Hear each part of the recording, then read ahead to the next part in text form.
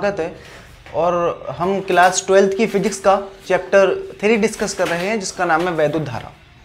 ठीक है, तो आज की वीडियो में हम लोग डिस्कस करेंगे प्रतिरोधों का संयोजन। चैप्टर 2 में हम लोगों ने पढ़ा था इसमें संधारित्रों का संयोजन, और आपको याद हो हम लोगों ने संधारित्रों को दो प्रकार से संयोजित किया था, समांतर क्रम में और श्रेणी क्रम में। ठीक है, तो आज हम इसमें पढ़ेंगे प्रतिरोधों का संयोजन। और हमारे इस चैनल पर क्लास 11th की भी फिजिक्स की क्लासेस जो हैं वो रेगुलर चल रही हैं, तो जो बच्चे पढ़ने में इंटरेस्टेड हो हमारे इस चैनल के माध्यम से पढ़ सकते हैं। ठीक है, तो चलिए स्टार्ट करते हैं। प्रतिरोधों का संयोजन।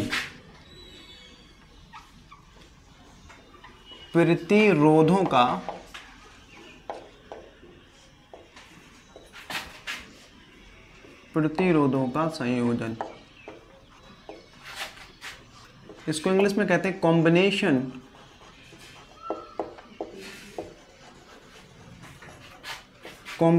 Of resistance.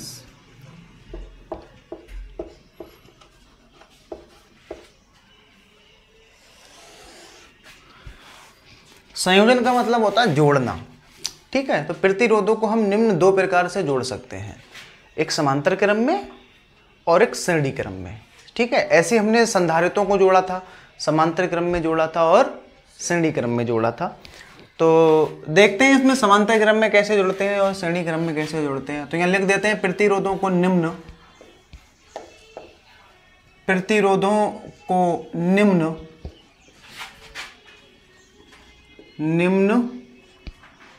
दो प्रकार से संयोजित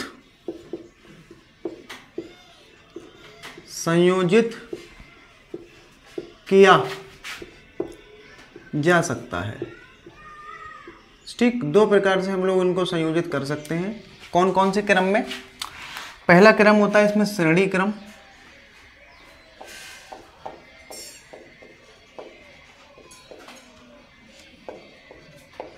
श्रेणी क्रम संयोजन, इसको बोलते हैं सीरीज कॉम्बिनेशन।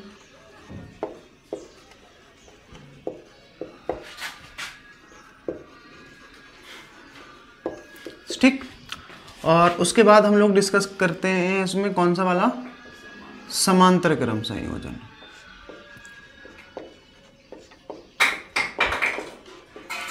समांतर क्रम संयोजन, इसको इंग्लिश में कहते हैं पैरेलल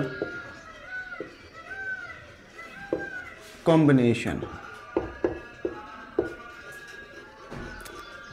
ठीक, तो दो प्रकार से हम लोग इसमें जोड़ सकते हैं, सीरीज कॉम्बिनेशन में और पैरेलल कॉम्बिनेशन में। ठीक है, तो वन बाय वन इसको डिस्कस करते हैं। तो सबसे पहला हमें इसमें पढ़ना है श्रेणी क्रम संयोजन। ठीक है, तो पहला इसमें पढ़ते हैं श्रेणी क्रम संयोजन। मैं यहाँ से समांतर क्रम को हटा देता हूँ जिससे हम श्रेणी क्रम को पढ़ें, और श्रेणी क्रम को पढ़ने के बाद समांतर क्रम को डिस्कस करेंगे। हमें इसमें डिस्कस करना है श्रेणी क्रम संयोजन। देखिए श्रेणी क्रम संयोजन क्या होता है। पहले हम क्या करते हैं, स्कूल में हम लोग क्या करते हैं, जब लाइनें लगती हैं तो एक हाथ का फासला लिया जाता है। तो फासला कैसे लेते हैं, जैसे मेरा जो हाथ है वो आगे वाले के कंधे पे रहता है, उसका वाला हाथ उससे आगे वाले के कंधे पे रहता है, उसका वाला फिर उसके आगे रहता है। ठीक है, तो ऐसे हम लोग क्या करते हैं, एक एक हाथ का फासला लेते हैं और पूरी लाइन हमारी बन जाती है। तो ये जो लाइन बनती है एक हाथ का फासला लेकर, इसी को बेटा हम लोग श्रेणी क्रम कहते हैं। ठीक है, तो श्रेणी क्रम में क्या होता है, देखो प्रतिरोधों का हमें बेटा श्रेणी क्रम पढ़ना है। तो श्रेणी क्रम में क्या होता है, हम लोग प्रतिरोधों को प्रदर्शित करते हैं हम लोग ऐसे, ये जिगजैग लाइन बनाई जाती है प्रतिरोधों को प्रदर्शित करने के लिए। चैप्टर 2 में हम लोगों ने संधारित्र देखे, तो संधारित्रों के लिए ये दो सीधी लाइन्स बनती हैं। ठीक, ये हमारा होता है संधारित्र और ये होता है हमारा प्रतिरोध। ठीक है, तो यहाँ पर जो हमें पढ़ना है वो किसका संयोजन पढ़ना है, प्रतिरोधों का संयोजन। ठीक है, तो इनको हमें कैसे कनेक्ट करना है, श्रेणी क्रम में। देखिए श्रेणी क्रम में कैसे जोड़ते हैं, जैसे एक प्रतिरोध ये आ गया। ठीक है, अब इस वाले प्रतिरोध का ये वाला सिरा अगले वाले से जुड़ जाएगा, ये वाला फिर अगले वाले से, इसका फिर ऐसे ही प्रतिरोध जुड़े गए होंगे। 3 यहाँ दिखाए हैं, चौथा भी हो सकता है, 5वां, 6ठा, 7वां, ऐसे करते करते कितने जोड़ दिए भाई हमने यहाँ पर, ये n बेटा प्रतिरोध हमने यहाँ पर जोड़ दिए हैं। ठीक, तो इसका हम नाम रख देते हैं R1, इसका प्रतिरोध R1 है, इसका प्रतिरोध R2 है, इसका प्रतिरोध R3 है, ऐसी R4, R5, I6, R6, ऐसी क्या हो जाएगा, ये Rn हो जाएगा। ठीक है, तो आप देख सकते हैं बेटा ये ऐसा जो क्रम होता है इसे हम लोग क्या कहते हैं, श्रेणी क्रम संयोजन। आप देख सकते हो इस वाले प्रतिरोध का एक सिरा अगले वाले से जुड़ा है, इसका वाला फिर अगले वाले से, इसका फिर अगले वाले से, तो ऐसा जो क्रम होता है ना, इसको हम लोग क्या बोलते हैं, श्रेणी क्रम संयोजन। ठीक, और हम क्या करेंगे, इन दोनों को, इसके जो 2 सिरे हैं, इसके दोनों सिरों को हम जोड़ देंगे एक बैटरी के द्वारा। ठीक है, तो यहाँ पर हमने एक बैटरी लगा दी, ये बैटरी आ गई हमारी, और ये 20 वोल्ट की बैटरी है। ठीक, इसको कनेक्ट कर देते हैं। ठीक है, ये हमारी कितने वोल्ट की बैटरी है, ये हमारी 20 वोल्ट की बैटरी है। ठीक, तो ये डायग्राम हमारा बन गया कौन से, किसके लिए, श्रेणी क्रम संयोजन के लिए। ठीक है, अब जैसे ही हम बैटरी को ऑन करेंगे तो यहाँ से बेटा क्या निकलेगा, करंट निकलेगा ये, और मान लेते हैं करंट कितना है, ये I है। अब आप देख सकते हो बेटा ये जो करंट है, करंट को जाने के लिए केवल एक ही तार है ना, यहाँ तक तार एक ही है ना।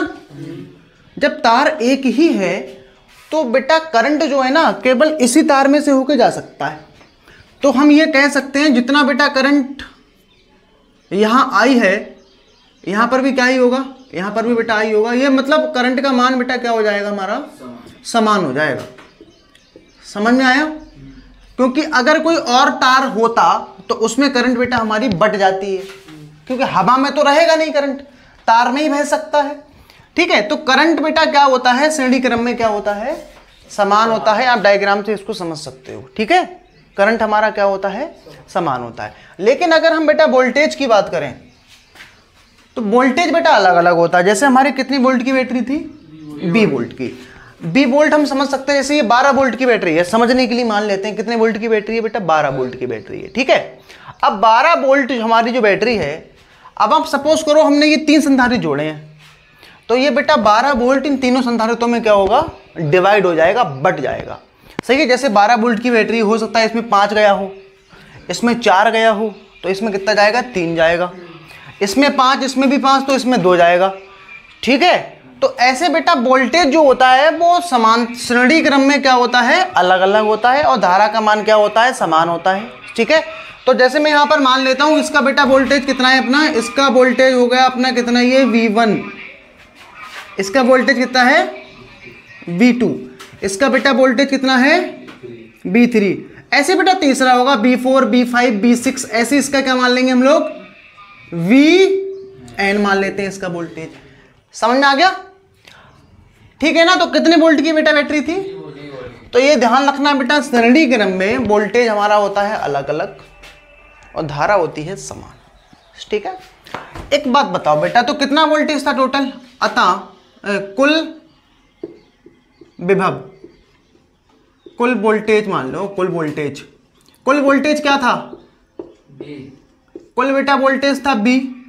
अब बता सकते हो B कहाँ कहाँ बटा है, ये बेटा ये बटा है हमारा V1 और कहाँ पर V2 प्लस V3, ऐसे ही plus dot dot dot dot Vn, यही तो बटा है ये वोल्टेज। जल्दी बोलो, यही बटा है ना। एक नियम बेटा हम लोग पढ़े थे इसमें, किसका नियम, किसका नियम, ओम का नियम। क्या कहता है ओम का नियम, B बराबर IR। होता है कि नहीं होता ये नियम, B बराबर IR। अगर बेटा हम यहां से V1 का मान लगाएं तो क्या हो जाएगा, ये IR हो जाएगा ना। अब अगर हम I की बात करें तो बेटा अगर हम इस वाले प्रतिरोध के लिए लगाएं B बराबर IR, तो B की जगह कितना हो जाएगा V1, और I का, तो I सभी में, I आप देख सकते हो सभी में समान है, तो ये क्या हो जाएगा R1। तो अगर हम यहाँ इस B की जगह बेटा V1 की जगह मान लगाएं तो कितना हो जाएगा, ये IR1। ऐसी दूसरे वाले के लिए IR2, तीसरे के लिए IR3, और प्लस में dot dot dot plus IRn। N, है ना, आई आर एन हो जाएगा बेटा, ये आई आर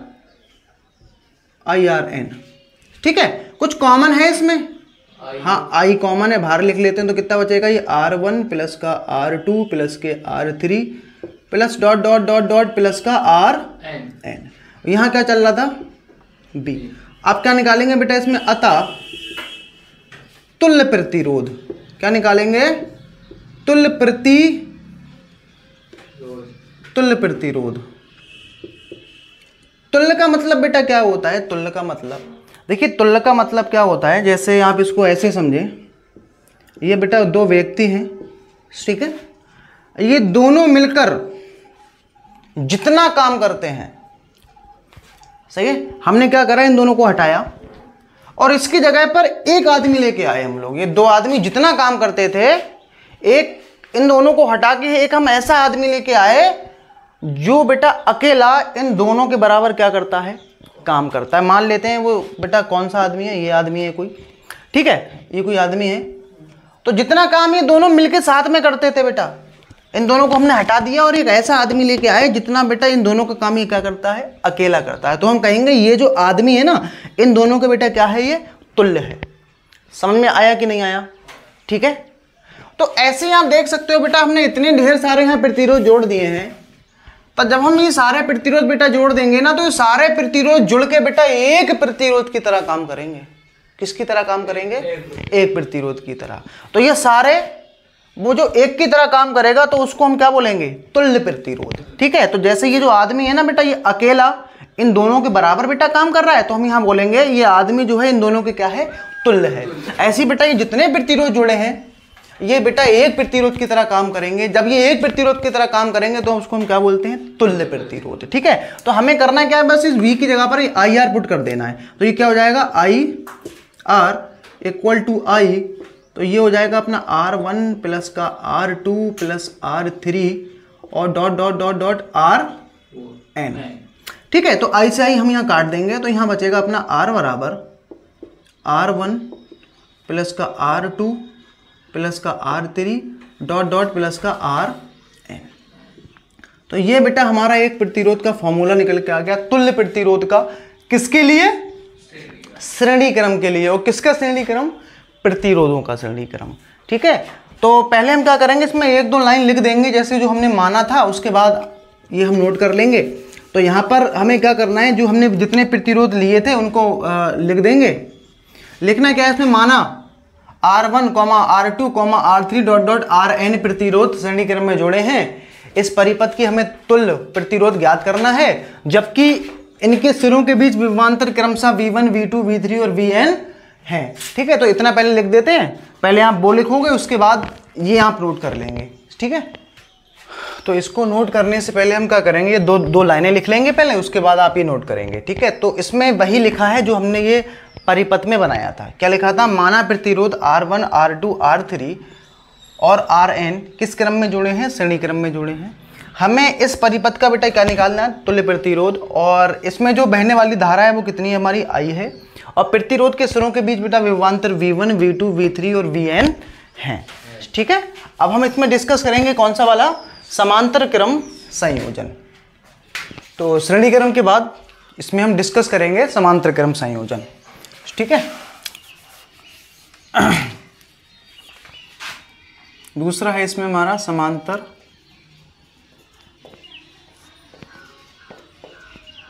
क्रम संयोजन।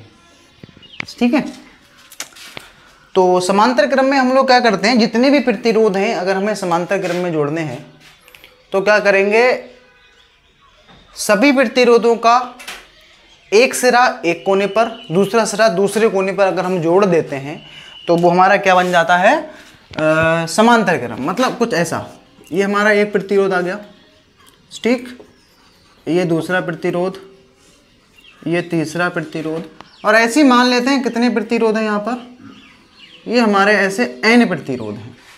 ठीक, इसको मान लेते हैं R1, R2, R3 और ये हो गया हमारा Rn। ठीक है, आप देख सकते हो बेटा सभी प्रतिरोधों का एक सिरा हमने जोड़ दिया एक पॉइंट पर। ठीक, एक जगह जोड़ दिया, और दूसरा सिरा हमने क्या करा, एक बिंदु पर जोड़ दिया। ठीक है, तो ये जो क्रम बन रहा है ना, ये वाला क्रम हमारा कहलाता है समांतर क्रम संयोजन। तो एक पॉइंट ये, इसको ए बोल देते हैं, एक पॉइंट बी, इसको बी बोल देते हैं। और इन दोनों को हम क्या करते हैं, एक बैटरी से कनेक्ट कर लेते हैं। ये हमारी बैटरी आ गई यहाँ पर, सही है। तो आप देख सकते हो ये जो भी ये जो क्रम है हमारे पास, कौन सा क्रम है ये बेटा, ये समांतर क्रम है।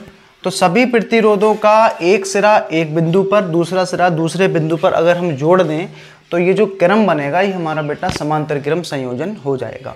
तो इसका हमें तुल्य प्रतिरोध ज्ञात करना है। तो तुल्य प्रतिरोध के लिए क्या करेंगे, मान लेते हैं ये जो बैटरी है हमारी, कितनी वोल्ट की बैटरी है ये हमारी भाई 20 वोल्ट की बैटरी है। ठीक है, 20 वोल्ट की बैटरी है। ठीक, जब हम इस बैटरी को ऑन करेंगे तो यहां से निकलेगी धारा, मान लेते हैं धारा निकली आई। धारा इस पॉइंट तक तो आई ही रहेगी, लेकिन उसके बाद आप देख सकते हो इस धारा को आगे जाने के लिए 4 रास्ते हैं। एक रास्ता इधर, एक इधर, एक इधर और एक इधर। तो यहां पर जो धारा है ना, ये हमारी 4 भागों में बटेगी। R1 में जाएगी कुछ करंट, कुछ R2 में, कुछ R3 में और कुछ Rn में।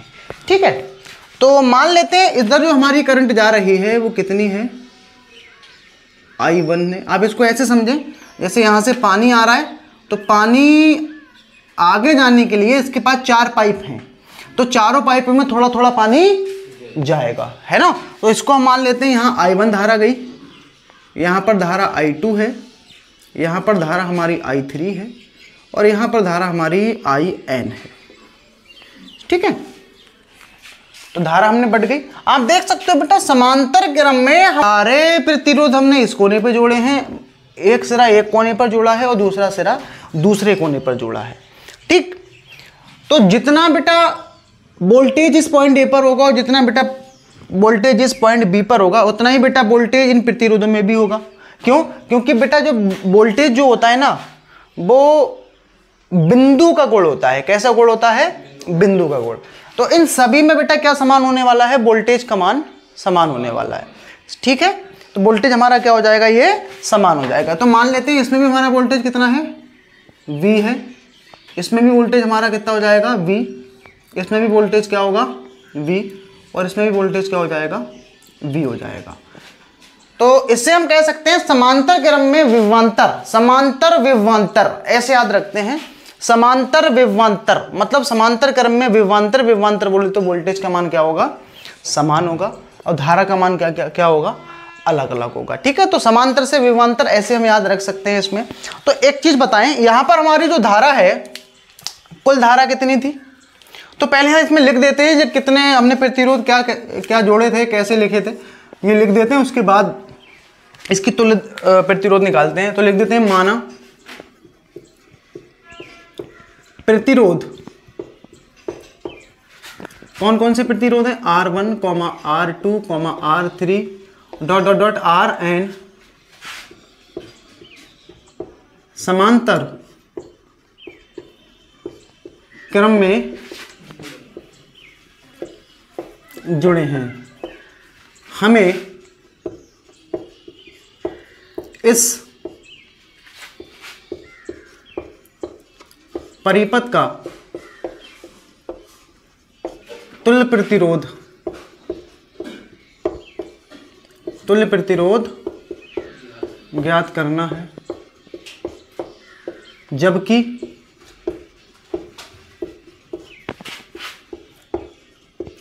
सभी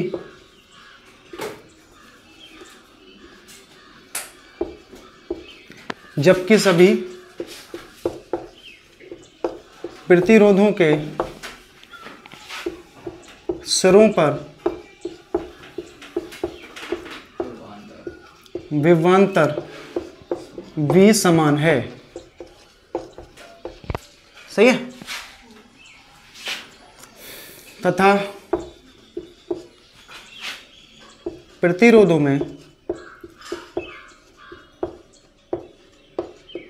धारा क्रमशः धारा क्रमशः I1 I2 I3 dot dot dot IN है। ठीक, अच्छा कुल धारा बेटा कितनी थी? कुल धारा ये हम लिख देंगे, जो बेटा बनाए थे वही हमने यहाँ पर लिख दिया है। ठीक है, तो अगर हम यहाँ पर बात करें बेटा कुल धारा की अगर हम बात करें कुल धारा, तो बताइए इस बैटरी से हमें कितनी धारा मिली थी बेटा? I धारा मिली थी, है ना? कितनी धारा मिली थी? I धारा। तो I धारा कहाँ बटी है? ये I1 में बटी है, प्लस और क्या करना पड़ेगा? I2 प्लस के I3 dot dot dot plus के IN हो जाएगा ना। अब यहां बेटा हम लोग क्या लगा देंगे?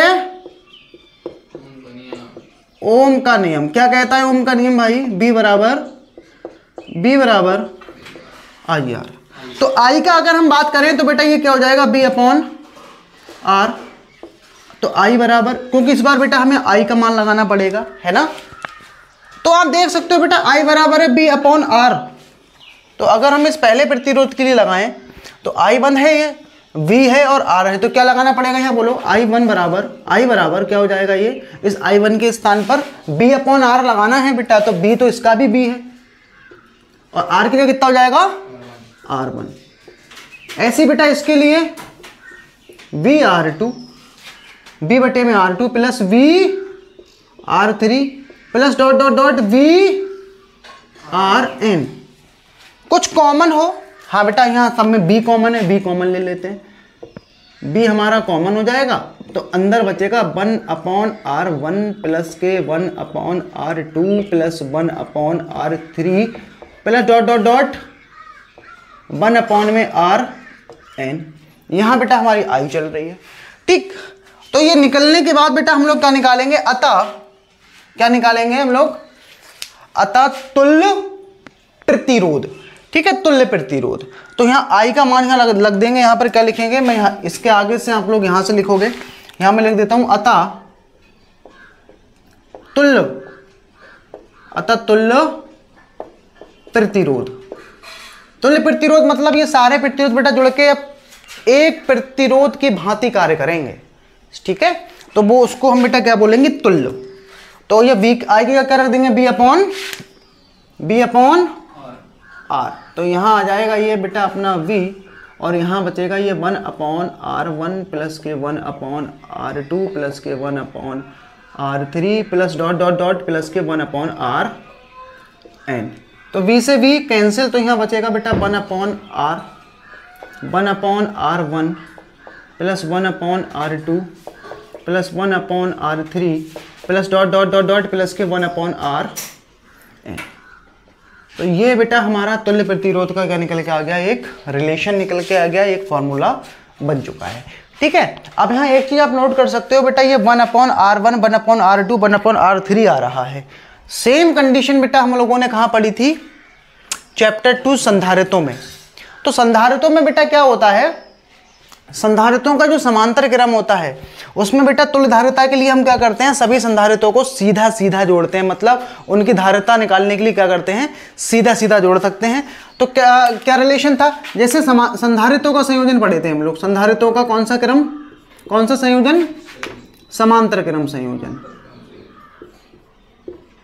तो इसको याद रखने के लिए बेटा छोटी सी मैं ट्रिक बता रहा हूं आपको। जैसे संधारित्रों का सा, समांतर क्रम का सा और सीधे का सा। ठीक है, मतलब अगर हमारे संधारित्र समांतर क्रम संयोजन में जोड़े गए हैं तो तुल्यधारिता के लिए उनको क्या करो? सीधा सीधा जोड़ दो। कैसे सीधा सीधा? जैसे ये बेटा इस टाइप से निकालते हैं उसकी तुल्यधारिता, इस टाइप से ऐसे निकाल लेते हैं उसकी तुल्यधारिता। ठीक है, अब आप यहाँ देख सकते हो प्रतिरोधों के समांतर क्रम में बटे में पहुंच जाती है कहानी। उल्टा होता है, कहने का मतलब ये है, चीजें याद रहें इसलिए मैं बता रहा हूं। तो संधारित्रों का सा, समांतर क्रम का सा और सीधे का सा।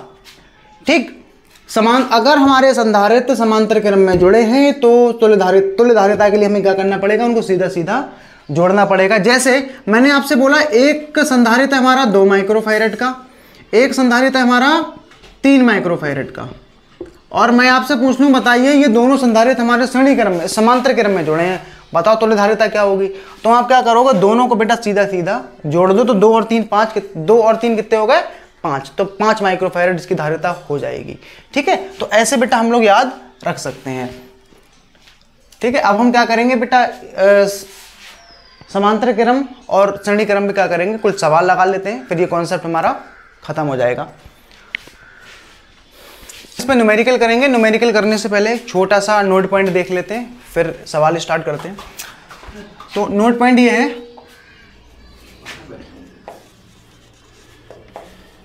यदि दो प्रतिरोध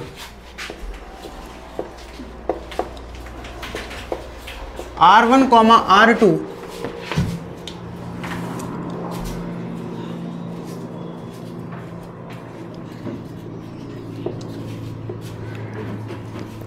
समांतर क्रम में जुड़े हों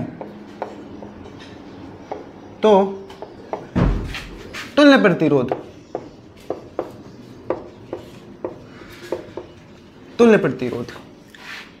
अगर दो प्रतिरोध हमारे किस क्रम में जुड़े हैं, समांतर क्रम में, तो तुल्य प्रतिरोध बेटा हम डायरेक्ट निकाल सकते हैं, बार बार हमें करने की आवश्यकता नहीं है। तो क्या करेंगे, 1/R1 1/R2।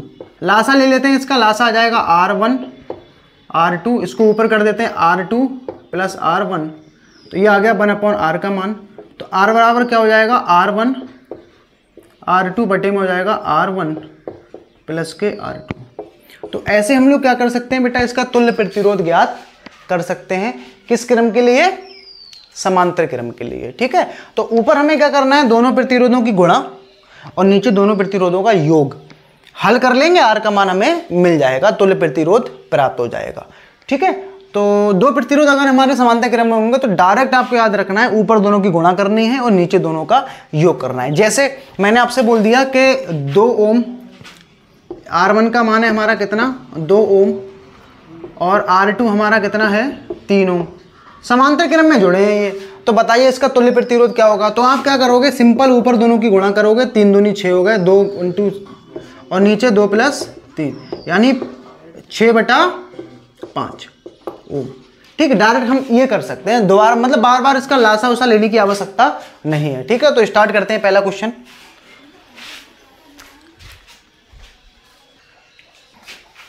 इसमें हमारा पहला क्वेश्चन है, इसमें लिखा है निम्नलिखित संयोजन में बिंदुओं A और B के बीच तुल्य प्रतिरोध ज्ञात करना है, और ये हमें दे रखा है संयोजन। ठीक है, आप देख सकते हो इस संयोजन में टोटल हमारे 3 संधारित्र हैं। ठीक है, तो इसका हमें क्या निकालना है, तुल्य प्रतिरोध ज्ञात करना है। देखिए तुल्य प्रतिरोध हम लोग कैसे ज्ञात कर सकते हैं, आप देख सकते हो बेटा ये वाला और ये वाला प्रतिरोध हमारे किस क्रम में है बताएं। आप देख सकते हो दोनों प्रतिरोधों का एक सिरा एक बिंदु पर और दूसरा सिरा दूसरे बिंदु पर जुड़ा है। ऐसा अगर होता है तो बताओ कौन से क्रम में होते हैं हमारे, समांतर क्रम में। तो दोनों हमारे किस क्रम में हो जाएंगे बेटा, ये समांतर क्रम में। तो यहां से हम लिख सकते हैं 8 ओम व 8 ओम प्रतिरोध किस क्रम में है, समांतर क्रम में है। अगर बेटा समांतर क्रम में होते हैं तो अभी बेटा बताया था आपको क्या करते हैं हम लोग, कैसे निकालते हैं प्रतिरोधों का तुल्य प्रतिरोध, ऊपर दोनों की गुणा कर देते हैं और नीचे बेटा दोनों का जोड़ कर लेते हैं। तो ये हो जाएगा 64 और बटे में हो जाएगा 16, तो इसको काटेंगे तो कितना आ जाएगा, ये 4। तो R का बेटा मान आ गया 4 ओम। ठीक, कितना आ गया बेटा, 4 ओम। तो यहां से हम कह सकते हैं बेटा इन दोनों की जगह, इन दोनों का बेटा तुल्य प्रतिरोध कितना आ रहा है हमारा, 4 ओम।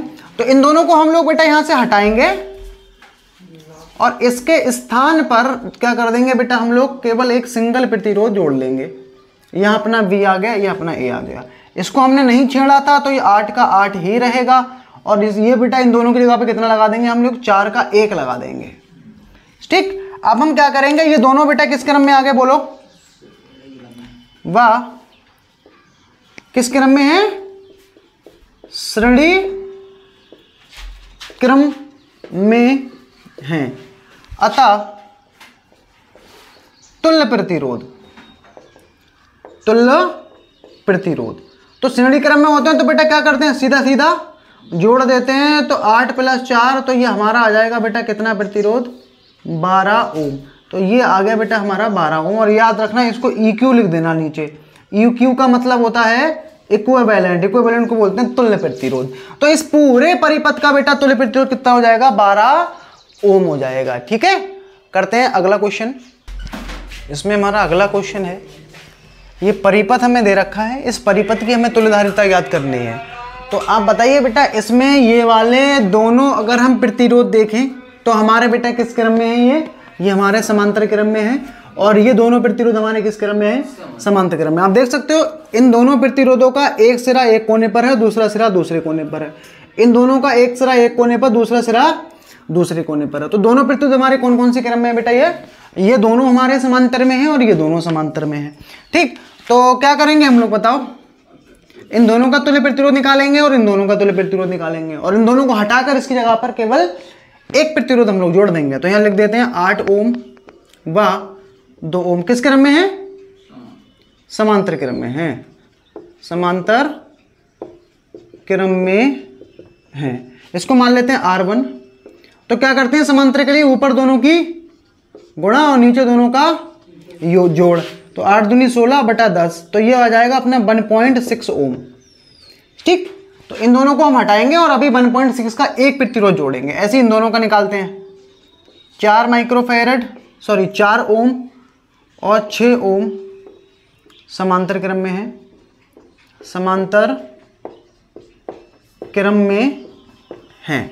तो यहाँ क्या करेंगे, R2 बराबर लिख देते हैं ऊपर दोनों की गुणा और नीचे दोनों का जोड़। तो ये आ जाएगा 24 बटा 10, तो ये आ जाएगा 2.4 ओम। तो अब हम क्या करेंगे बेटा, इन दोनों की जगह पर 1 लगा देते हैं। देखो ये हमारा पॉइंट A है और इन दोनों की जगह पर 1 जोड़ दिया केवल हमने ऐसे। ठीक, और ये पॉइंट हमारा B आ गया और यहाँ कौन सा जोड़ दिया हमने, दूसरा जोड़ दिया। ये हमारा B पॉइंट है और ये हमारा A पॉइंट है। ये हमारा इसका कितना आया था, 1.6 ओम, और इसका बेटा कितना आया था, ये 2.4 ओम। ठीक, अब आप देख सकते हो बेटा ये दोनों प्रतिरोध हमारे किस क्रम में है इस समय, दोनों प्रतिरोध हमारे किस क्रम में है, ये हैं बेटा हमारे इस समय दोनों श्रेणी क्रम में। तो हम क्या करेंगे, यहां से लिख देते हैं 1.6 ओम व 2.4 ओम किस क्रम में है, श्रेणी क्रम में है, श्रेणी क्रम में है। अतः तुल्य प्रतिरोध, उसको लिख देते हैं बेटा हम लोग REQ से, इक्विवेलेंट। दोनों को जोड़ना पड़ता है बेटा समान श्रेणी क्रम में। तो 1.6 प्लस 2.4 तो कितना आ जाएगा जुड़ के, 4 आ जाएगा, नहीं है, ठीक है, 4 ओम। तो ये बेटा इस पूरे जो परिपथ की जो तुल्य प्रतिरोध आएगा वो कितना आ जाएगा बेटा हमारा 4 ओम। तो चलिए अगला क्वेश्चन करते हैं। तो इसमें हमारा नेक्स्ट क्वेश्चन है, इसमें लिखा है निम्न परिपथ में यदि बिंदुओं A व B के बीच तुल्य प्रतिरोध 2 ओम हो तो R का मान हमें ज्ञात करना है। ठीक है बेटा, इस R का मान बताना है हमें।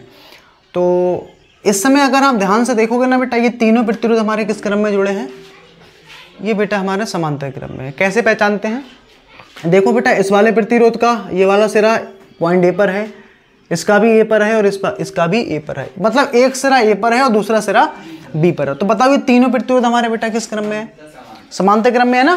तो हम क्या करेंगे, 4 ओम R व 12 ओम कौन से क्रम में है, समांतर क्रम में है। अतः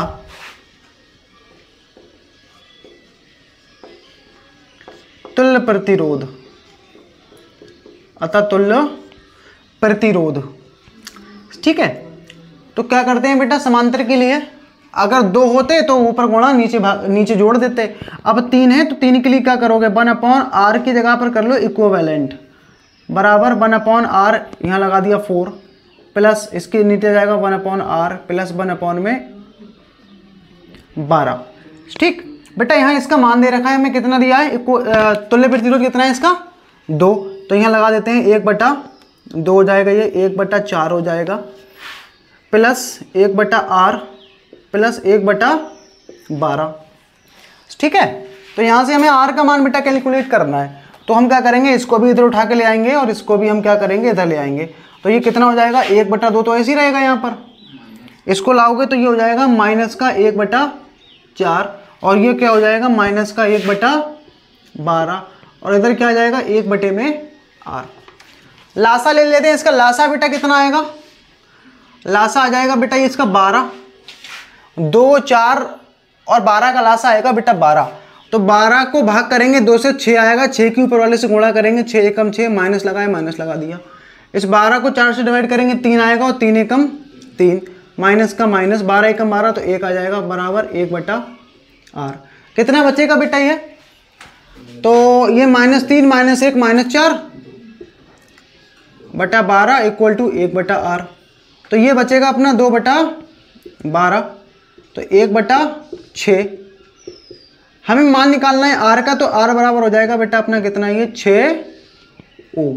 तो ये वाला जो प्रतिरोध बेटा जोड़ा गया है 6 ओम का होगा और इन तीनों के जो निकालेंगे तो 2 तुल्य इसका प्रतिरोध निकल के आ जाएगा। ठीक है, तो ये हमारा हो गया आंसर। अगला क्वेश्चन करते हैं इसमें।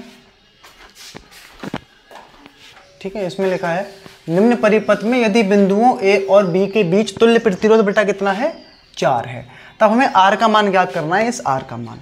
ठीक है, अच्छा एक बात बताओ बेटा, ये दोनों प्रतिरोध हमारे किस क्रम में है, ये दोनों प्रतिरोध हमारे किस क्रम में हैं, समांतर क्रम में है। तो यहाँ से लिख सकते हैं 2 ओम बा 2 ओम किस क्रम में है, समांतर क्रम में है, समांतर क्रम में है। तो इस समय इनका प्रतिरोध कैसे निकलेगा, इसको 1 बोल देते हैं क्योंकि r ऑलरेडी है, ऊपर दोनों की और नीचे दोनों का योग, तो 2 दूनी 4 और 4 कितना आ जाएगा बेटा, ये 1 ओम है ना।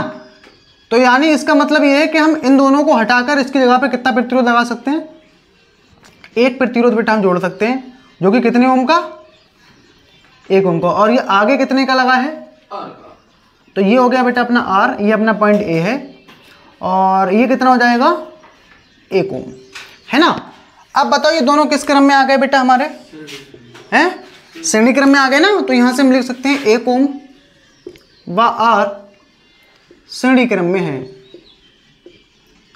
श्रेणी क्रम में है। तो यहाँ से लिख सकते हैं अतः तुल्य प्रतिरोध, अतः तुल्य प्रतिरोध। तो तुल्य प्रतिरोध तो सीधा सीधा जोड़ देते हैं इसमें, बराबर क्या हो जाएगा बोलो, 1 + r। और बेटा तुल्य प्रतिरोध दिया कितना है यहाँ पर हमें, 4 दिया है, तो यहाँ 4 लगा देते हैं बरा 1 + r। तो 1 किधर आ जाएगा, ये तो 4 - 1 बराबर r। तो r बराबर बेटा कितना बचेगा, ये 3 ओम। तो ये जो r जोड़ा गया था बेटा ये कितने ओम का प्रतिरोध होगा, 3 ओम का प्रतिरोध होगा। ठीक है, अगला क्वेश्चन करते हैं। में a और b के बीच बेटा क्या निकालनी है, तुल्य प्रतिरोध हमें ज्ञात करना है। ठीक है, तो आप देख सकते हैं बेटा इसमें हमारा कोई भी प्रतिरोध इस समय ना तो बेटा श्रेणी क्रम में है और ना ही हमारा समांतर क्रम में है। ठीक है, याद रखना बेटा, अगर बताइए ये 2 प्रतिरोध हैं हमारे पास, ठीक, बताइए इस समय किस क्रम में है, श्रेणी क्रम में है ना। ये दोनों प्रतिरोध बेटा अभी श्रेणी क्रम में है, लेकिन अगर जब हम यहाँ बीच में से कोई तार जोड़ देंगे ना, ये ऐसे, अब ये दोनों बेटा प्रतिरोध हमारे अब ये श्रेणी क्रम में नहीं रहे, ध्यान रखना, दोनों प्रतिरोध बेटा ये श्रेणी क्रम में अब नहीं है। समझ में आ गई बात। अब आप चेक करो बेटा, ये देखो दोनों प्रतिरोध श्रेणी क्रम में हो सकते थे अगर ये बीच में तार नहीं जोड़ा होता, ये दोनों भी हो सकते थे अगर ये बीच में तार नहीं जोड़ा होता। ठीक है, तब क्या करें इस प्रकार के क्वेश्चन को सॉल्व करने के लिए, देखें बेटा क्या होगा इसमें। देखिए इसके लिए हमें क्या लगाना पड़ेगा, देखो जैसे बेटा ये कोई तार है, ठीक है, क्या है, ये कोई तार है। तो मान लेते हैं बेटा इस तार का इधर का जो वोल्टेज है वो कितना है, V है। ठीक, बताइए इस तार पर कहीं कुछ एलिमेंट जोड़ा गया है, तार पूरा खाली पड़ा है ना, कुछ जोड़े हैं तार पर, नहीं जोड़े हैं। तो याद रखना अगर बेटा तार पूरा का पूरा हमारा खाली पड़ा है ना, तो तार के हर एक बिंदु पर, तार के हर एक बिंदु पर बेटा V का मान क्या होगा, समान होगा। सही है, बी का मान क्या होगा, समान होगा। ठीक, तो अगर इस पॉइंट का बेटा विभव बी है तो इसका भी क्या होगा, ठीक है। देखें आप इधर, बताओ बेटा ये वाला पॉइंट हमारा क्या है, ए है। अब जब ये पॉइंट ए है तो यहां से बताओ यहां तक को जोड़ा हमने, तो ये वाला पॉइंट भी क्या हो जाएगा, ए हो जाएगा। अब देखो बेटा ये तार हमारा किधर गया है, इधर आ गया ना ऊपर। ये जब ये पॉइंट ए है तो ये देखो इस तार में कहीं कुछ जोड़ा है क्या हमने, नहीं जोड़ा है ना, तो ये पॉइंट का नाम भी क्या हो जाएगा, ए हो जाएगा। ठीक है, ऐसे बेटा यहां चेक करो जरा, यहां ये बी है और यहां से तक बेटा कुछ भी नहीं जोड़ा गया तो ये भी बी होगा। यहां से अगर इधर आए बेटा तो ये वाला पॉइंट भी हमारा क्या हो जाएगा, इधर बेटा ये वाला पॉइंट हमारा बी हो जाएगा। ठीक है, अगर हम अब ध्यान से देखो बेटा ये तीनों प्रतिरोध हमारे किन किन पॉइंट्स के बीच में आ रहे हैं, अब ए के बीच और बी के बीच, है ना। देखो आप ये दोनों, ये वाला प्रतिरोध किसके बीच आ रहा है, ए और ये वाला भी। तो पहले इसको लिखते हैं, ये किसके बीच में है, ए और बी के बीच में। देख लो अब भी है ना, किसके बीच में है ये, अब भी ये किसके बीच में है, ए और बी के बीच में। ये वाला किसके बीच में आ रहा है, ये भी ए और बी के बीच में, इसको भी जोड़ दो। ठीक, ये हमने जोड़ दिया, देखो बेटा ऐसे। और ये वाला प्रतिरोध तीसरा वाला प्रतिरोध, ये भी बेटा ए बी के बीच में, इसको ऐसे जोड़ देते हैं, ये जोड़ दिया। अब बताओ बेटा ये तीनों प्रतिरोध हमारे किस क्रम में है, ये भी 3 का था, ये भी 3 का था, ये भी 3 का था। बताएं बेटा ये तीनों किस क्रम में आ गए। देखो तीनों प्रतिरोध किस क्रम में है, समांतर क्रम में है। तो क्या करोगे, अतः तुल्य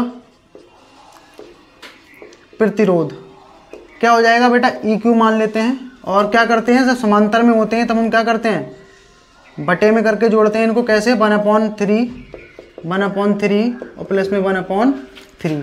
तो लासा आ जाएगा बेटा 3, ऊपर आ जाएगा 1 + 1 + 1। तो यहाँ बचेगा 3/3 1/। तो यहाँ काट के बेटा 1 आएगा, तो तुल्य प्रतिरोध इसका आ जाएगा बेटा 1। तो आप देख सकते हो बेटा ये हमारे तीनों प्रतिरोध किसी क्रम में नहीं दिख रहे थे डायग्राम के हिसाब से, लेकिन जब हम इसको ऐसे लिखेंगे तो ये हमारे तीनों प्रतिरोध बेटा किस क्रम में आ जाएंगे, किस क्रम में आ जाएंगे, हमारे तीनों ये प्रतिरोध जो हैं समांतर क्रम में आ जाएंगे। समांतर क्रम के बाद तुल्य प्रतिरोध हम इसका ऐसे निकाल सकते हैं। तो नेक्स्ट क्वेश्चन करते हैं। इसमें क्वेश्चन है, इसमें लिखा है जब दो प्रतिरोधों को श्रेणी क्रम में जोड़ा जाता है तो उनका मान कितना आ रहा है बेटा, 25 ओम।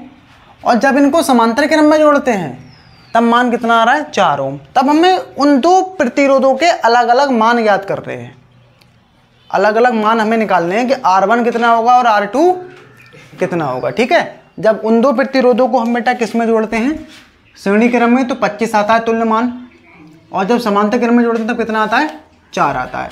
तो उन दोनों का हमें क्या निकालना है, तो यहाँ लिख देते हैं माना दो प्रतिरोध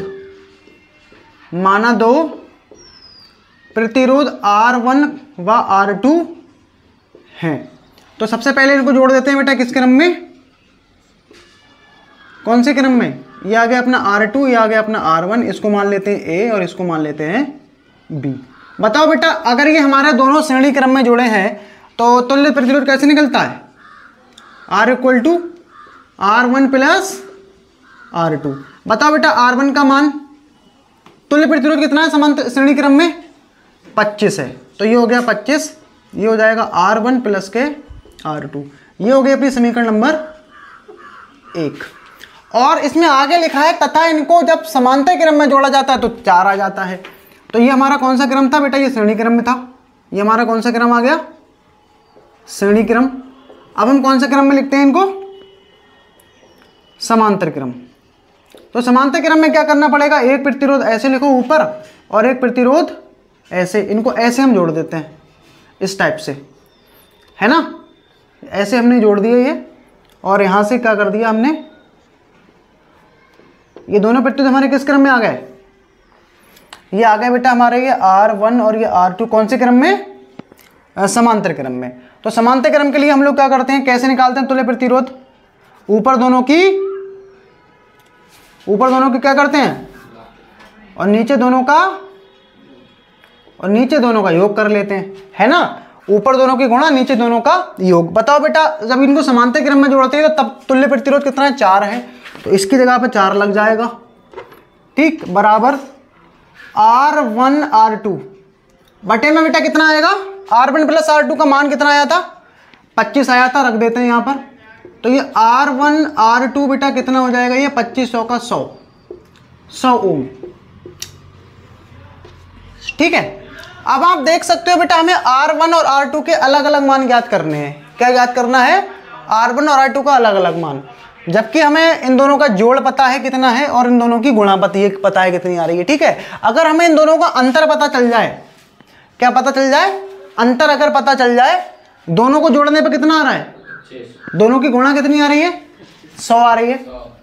तो अगर हमें इनका अंतर पता चल जाए तो हम क्या कर सकते हैं बेटा, आसानी से R1 और R2 का मान ज्ञात कर सकते हैं। तो अंतर के लिए बेटा क्या करते हैं, देखो R1 R2 इक्वल टू क्या हो जाता है बेटा, ये R1 प्लस R2 का होल ऑफ स्क्वायर और माइनस कर देते हैं बेटा 4R1 R2। इससे हम बेटा ये अंतर निकाल लेंगे यहाँ से। बताओ इसका मान कितना था, R1 प्लस R2 का कितना था, 25। तो 25 का क्या लगा देंगे हम लोग यहाँ पर, स्क्वायर माइनस का 4, R1 R2 पूरे का बेटा मान है हमारा 100, लगा दिया यहाँ पर। तो ये कितना बचेगा, ये बचेगा बेटा 625 और माइनस में 400, ये आ गया बेटा 125। और याद रखना बेटा इस पूरे के ऊपर हम क्या लगाते हैं, अंडर रूट लगाते हैं। तो ये पूरा हमारा किस में चल रहा होगा, अंडर रूट में चल रहा होगा। तो ये हमारा आ गया 625 में से 400 घटाएंगे तो बेटा ये कितना बचेगा, 225। और ये 225 होता है बेटा, ये स्क्वायर कितने का होता है हमारा, 15 का बेटा स्क्वायर होता है। तो ये हमें दोनों का अंतर मिल गया। क्या मिल गया, दोनों का अंतर। इसको मान लेते हैं समीकरण नंबर 3। अब हमें दोनों का जोड़ पता है 25 है, दोनों का अंतर पता है 15 है। तो हम बेटा क्या करेंगे, समीकरण 1 प्लस 3 को क्या करेंगे, जोड़ लेंगे। समीकरण 1 और प्लस समीकरण 3 को हम लोग जोड़ लेते हैं। तो समीकरण 1 का है बेटा, यह है हमारी R1 प्लस R2, इसके नीचे लिखते हैं R1 माइनस के R2 इक्वल टू, इसका मान कितना था बेटा, 25 था, लिख दिया। इसका मान कितना था, 15 था, लिख दिया। दोनों को जोड़ रहे हैं तो ये 0 ये कट जाएगा, तो ये हो जाएगा 2R1 इक्वल टू 40। तो इससे ये काट दिया बेटा ये, तो ये बचेगा 20। तो R1 का बेटा मान हमारा कितना आ रहा है, 20 ओम। तो एक प्रतिरोध हमारा होगा बेटा 20 ओम और दोनों का जोड़ है 25।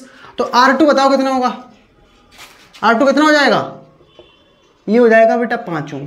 तो दोनों बेटा प्रतिरोध जो हमारे होंगे, एक प्रतिरोध होगा बेटा 20 ओम का होगा और एक प्रतिरोध होगा बेटा वो 5 ओम का होगा, ठीक है। तो ऐसे बेटा हम लोग क्या करेंगे, इस सवाल को सॉल्व कर लेंगे। तो मिलते हैं बेटा नेक्स्ट वीडियो में, जिसमें हम इस चैप्टर के आगे के टॉपिक को डिस्कस करेंगे। आज हमने इसमें पढ़ा था प्रतिरोधों का संयोजन, जिसमें समांतर क्रम श्रेणी क्रम के सवाल लगाए थे, इनको एक्सप्लेन भी किया था, ठीक है। तो मिलते हैं नेक्स्ट वीडियो में, थैंक यू।